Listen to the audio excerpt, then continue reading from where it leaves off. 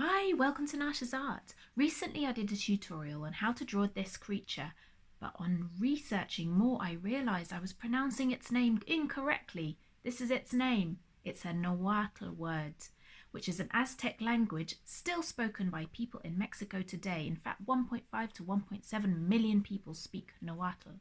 I'm going to try to say this word properly, axolotl. This creature is linked to an ancient Aztec god called Xolotl, and I'm going to try to draw my own version of him today and tell you some of the mythology, some of the amazing stories I've learnt about Xolotl. I hope you enjoy, and please don't forget to like and subscribe to my channel. Xolotl is often represented with the head of a dog, so I'm going to begin at the top of his head, curve round and up for his snout. I'm going to do a spiral nostril, come back down for his mouth, a slightly smaller lower jaw, and spiral round for his jaw. I'm going to double that up,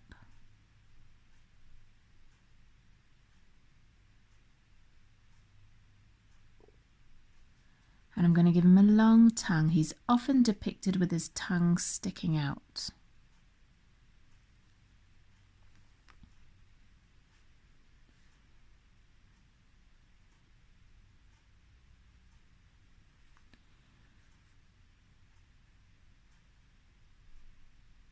Now for his eye.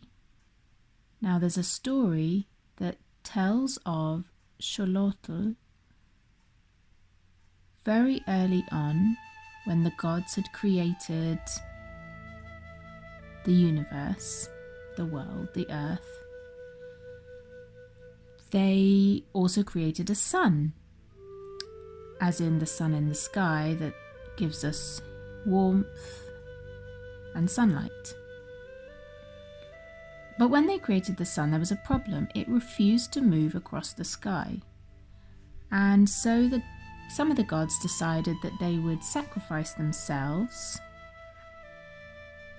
so that it would make the sun move and therefore help the world. So one of the gods was given the job of slaying the other gods that had presented themselves to be sacrificed. Some say that it was the wind god who did it, others say it was Xolotl's job. Either way, the gods sacrificed themselves and they were slain for the sake of the sun. And last of all was Xolotl's turn, and in complete fear he cried and cried and cried and cried, so much so that tears flowed from his eyes, and eventually his eyeballs even fell out of his eye sockets, so he's often portrayed without any eyes.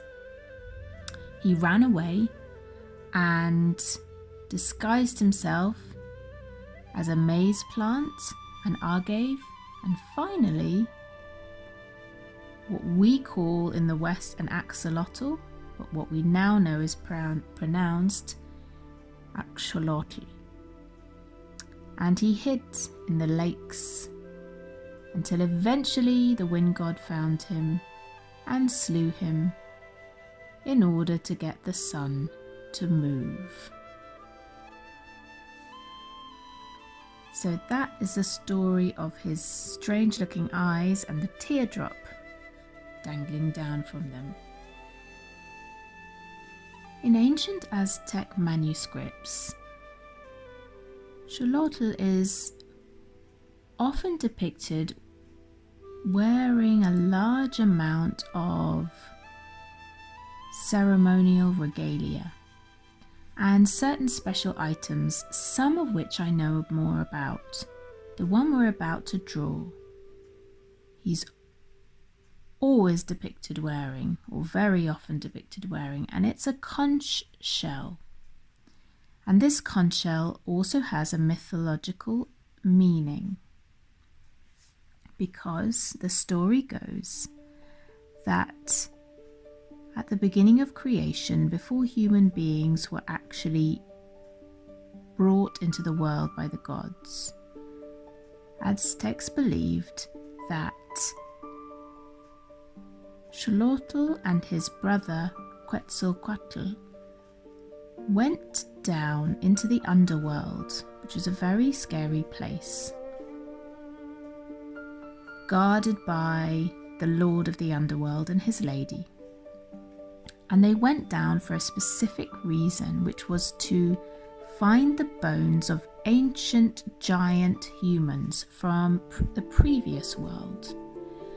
And they needed to get those bones, bring them safely out, and then using their blood they could restore those bones to make new humans for the new world. And so they journeyed down, both Xolotl and his twin brother Quetzalcoatl, and they managed to get past the Lord of the Underworld and find the bones of the ancient humans. And while they were trying to escape, unfortunately, the Lord of the Underworld actually played a bit of a trick on them. And when they were holding the bones, they fell down a huge sort of pothole, huge hole that was dug to trap them. And as they fell down, the bones broke into smaller pieces. But luckily they still managed to escape. And with those bones, they then breathed. Well, they used their blood and they ground them into a paste, and they mixed the blood of other gods and theirs to form new humans for the world. And the conch shell, which is why I was telling this story, was also part of that story. It was another trick the Lord of the Underworld played on them by giving them a conch shell and saying, only if you make this conch shell sing will you be able to have the bones. And luckily the quick-thinking Quetzalcoatl asked the bees and the worms to help bore holes in the conch shell and buzz to make a loud booming sound that echoed across the underworld, and so they managed to pass that test. So that's the story of this conch shell. Aztecs believed that dogs were special beings given to them as a gift from the gods that could guide them through the underworld. And this is why Xolotl is often shown in his dog form. Also, he had a special job, which was to guide the sun every night through the underworld, guard it and ensure its safe return back ready for the next day, which, as you can imagine, was considered a very important role. So Aztecs used to sacrifice dogs once they cremated a body. If someone died, they would sacrifice a dog and bury that dog in there next to them when they were buried, because they believed that the dog would then guide the soul of that person through the very complicated 9 realms of the underworld and keep them safe. So they played a very important role in their culture. I'm going to move on now to the arms of Xolotl. Many depictions of Xolotl show him with strange sort of long claw-like fingers and feet. So I'm going to do that as well. And often they have like a little nail at the other end. And again, he's full, very often full, with lots of decorations, bangles, bracelets, so even armbands.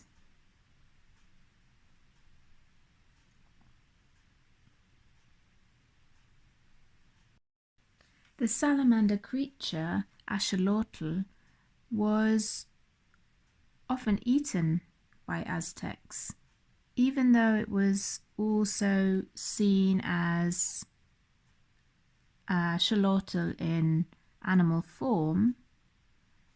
It was also seen as a delicacy. They used to serve it with chilies and cook it, which I found very interesting. Xolotl, the god, he was the god of lightning. He was said to have brought fire to humans. So it was thanks to him that humans were able to use fire. He's the god of lightning, of death, sickness, and twins. He was also the god of misfortune and bad luck.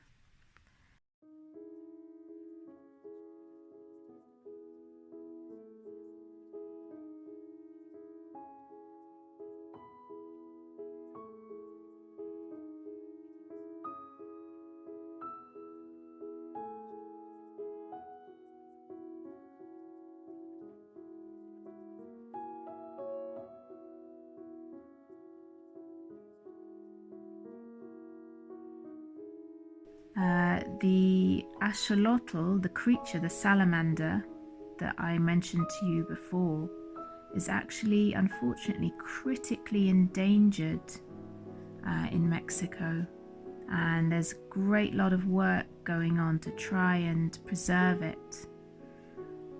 So the reasons that it's endangered include, one, being eaten, two, the lakes that it lives in. It lives in a lake called Xochimilco, and that lake has been obviously polluted with our modern kind of way of living, and the water is no longer, clean and appropriate for axolotls to survive. So unfortunately, there's big programs now to try and actually get the water clean again and to find areas that are safe.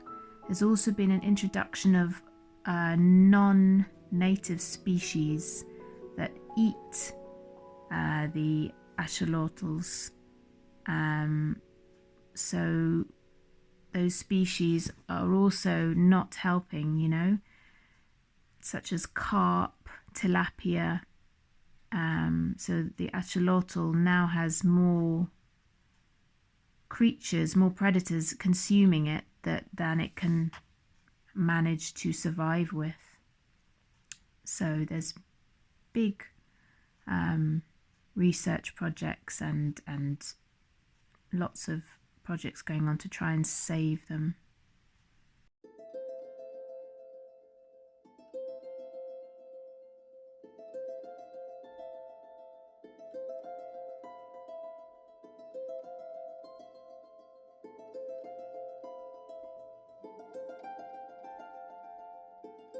I hope you enjoyed this video, whether you were drawing along with me or just chilling and relaxing listening to some Aztec mythology. Either way, if you found some of the names, like I did, a bit tricky to pronounce, check the linked video below where a Navajo person is actually explaining and showing you how to pronounce some of these tricky Nahuatl words. I've also linked my how to draw an axolotl video below as well, in case you're interested in having a go at drawing that. Otherwise, why not check out my artwork on Instagram or Facebook at Nash Henkel Art. Thanks so much for watching. Leave me a comment below if you enjoyed it.